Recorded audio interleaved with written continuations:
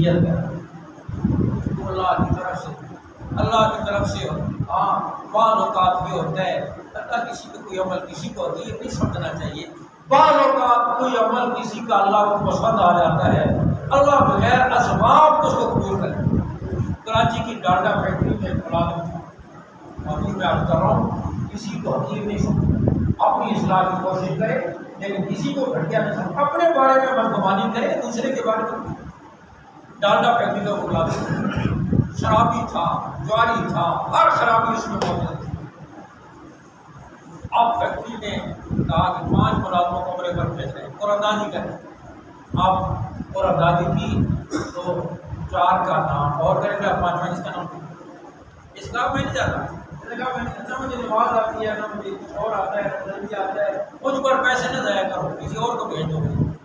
دوبارہ قراردادی کی، دوبارہ اس کا نام لکھا، پھر اسے کہا کام نہیں جاتا، میرے اوپر پیسے کیوں ضائع کرتے، میرے دین سے بہت دور کی سمجھا۔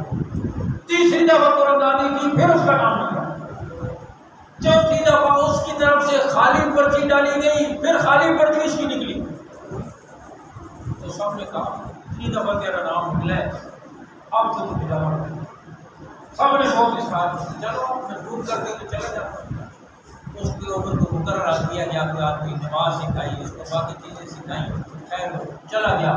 اللہ کی شان حج کے دوران مدینہ منورہ میں مسجد نبی میں نماز پڑھ رہا تھا، سجدے میں اس کا انتقال ہو گیا۔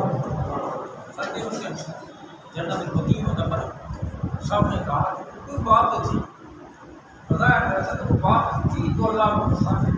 اس کے گھر سے پوچھا گیا، اس کی بیوی سے، اس نے کہا اور تو کوئی ایسی بات جو تم دیکھتے ہو ایسے ہی تھا، ایک بات اس میں تھی، کہا محلے کی ایک عورت بیوہ ہو گئی، نوجوان، وہ باہر مزدوری کے لیے جاتی، نوجوان اس کو چھیڑتے، وہ بیچاری تنگ ہو گئی، اس کو پتہ چلا، اس نے کہا کہ تم باہر نہ نکلا کرو، مجھے جتنی مزدوری ملتی ہے میں آدھا خرچہ اس میں آدھی تنخواہ اپنی تمہارے دروازے پر پہنچایا کروں گا۔ کبھی اس کے دروازے سے اندر نہیں گیا، اور دروازے کے اوپر ہی وہ سارا خرچہ اس کو دے کر واپس آ جاتا، اور کہنے لگی بیوی کی انکار کہ اس لیے کر رہا تھا کہ میں اگر چلا جاؤں گا تو پھر اس کا جب اس خاتون نے کہا آپ جاؤ،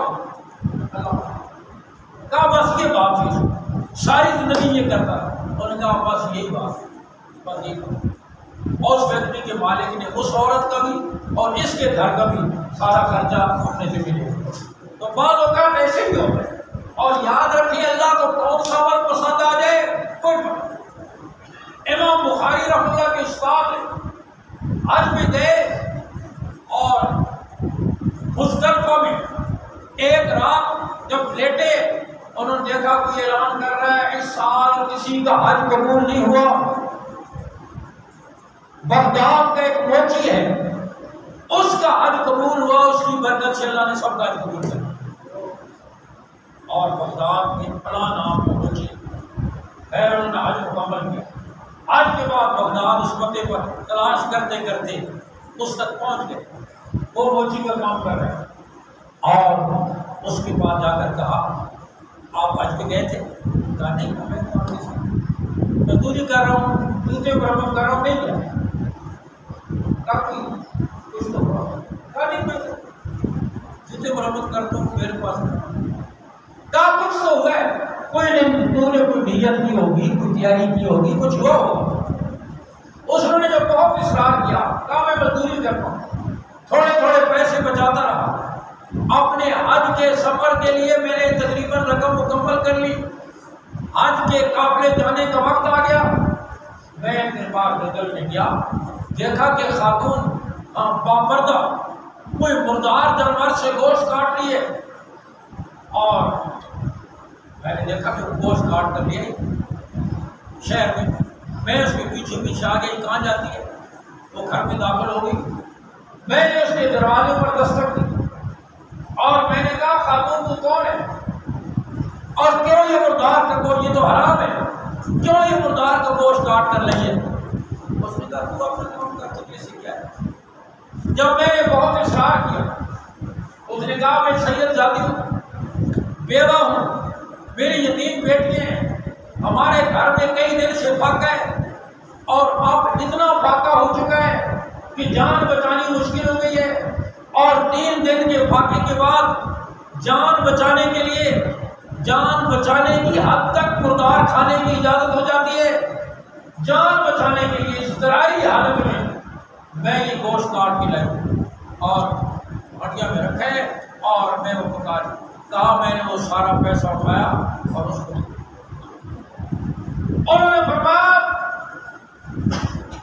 تیرا حج قبول ہوا ہے، اور تیری وجہ سے اس سال کے سارے حجوں کا حج قبول ہوا۔ اللہ رب العزت کو بعض اوقات کسی کو عمل ایسا پسند آ جاتا ہے تو میں یاد کروں، اور اس میں بھی یہی ہے، اب ظاہر ہے انہوں نے جو کیا اللہ کے لیے کیا، اللہ کی رضا کے لیے کیا، اللہ کی رضا کے لیے کیا جانے والا عمل، اس میں بڑی قوت ہے، اس میں بڑی برکت ہے، اس میں بڑی تاثیر ہے۔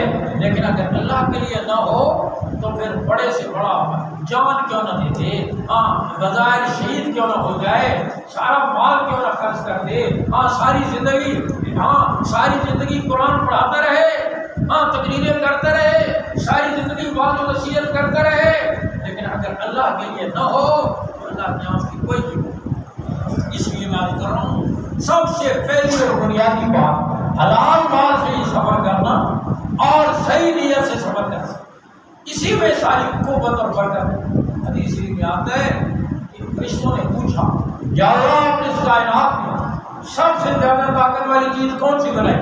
فرمایا میں نے پہاڑوں کو پیدا کیا، زمین پانی پہ بچھائی گئی تھی اور وہ ڈول رہی تھی، اور دیکھو یہ اللہ کا کتنا کرم ہوا، اگر زمین اسی طرح ڈولتی رہتی پھر زمین پر ہمارا کیا حال ہوتا۔ ہم نے پہاڑوں کو تینوں اور میخوں کے طور پر کاٹ دیا، اور فرمایا پوچھا فرشتوں نے کہ اللہ پہاڑوں سے زیادہ طاقت والی کوئی چیز بنائی؟ فرمایا لوہے کو پیدا کیا۔ قرآن کہتا ہے وانزلنا الحدید فیہ باس شدید، ہم نے لوہے کو اتارا، یعنی پیدا کیا لوہے کو، اس میں بڑی قوت ہے، سختی ہے اس میں، ہم نے لوہے کو پیدا کیا جو پہاڑوں کو بھی کاٹ کے رکھ دیتے ہیں۔ پوچھا یا اللہ لوہے سے زیادہ طاقت والی کوئی چیز بنائی؟ فرمایا آگ کو پیدا کیا جو لوہے کو بھی پگھلا کے رکھ دیتے ہیں، اسٹیل ملوں میں جا کر دیکھو لوہا یوں پگھل کر بہ رہا ہوتا ہے جیسے پانی بہ رہا ہوتا ہے۔ پوچھا یا اللہ آگ سے زیادہ طاقت والی کوئی چیز بنائی؟ فرمایا ہاں پانی کو پیدا کیا جو آگ کو بھی بجھا کے رکھ دیتے ہیں۔ پوچھا یا اللہ پانی سے زیادہ طاقت والی کوئی چیز بنائی؟ فرمایا ہوا کو پیدا کیا جو پانی کو بھی اڑا لے جاتی ہے۔ پوچھا یا اللہ پہاڑوں سے زیادہ، لوہے سے زیادہ، آگ سے زیادہ، پانی سے زیادہ، ہوا سے زیادہ، ان سب سے زیادہ طاقت والی کوئی چیز بنائی؟ فرمایا ہاں مومن کا میری رضا کے لیے دائیں ہاتھ سے صدقہ کرنا کہ بائیں کو پتہ نہ چلے، ساری کائنات سے زیادہ طاقت۔ اس میں وہ طاقت ہے جو پہاڑوں میں نہیں، اس میں وہ طاقت ہے جو لوہے میں نہیں، اس میں وہ طاقت ہے جو آگ، ہوا اور پانی میں نہیں۔ اربع عناصر اور ایمرجنسی کی کائنات نہیں ہے۔ اس حدیث شریف میں ان چاروں کا ذکر کر کے فرمایا کہ مومن کا میری رضا والا یہ عمل ان چاروں عناصر سے زیادہ طاقت رکھتا ہے، یعنی پوری کائنات سے زیادہ طاقت۔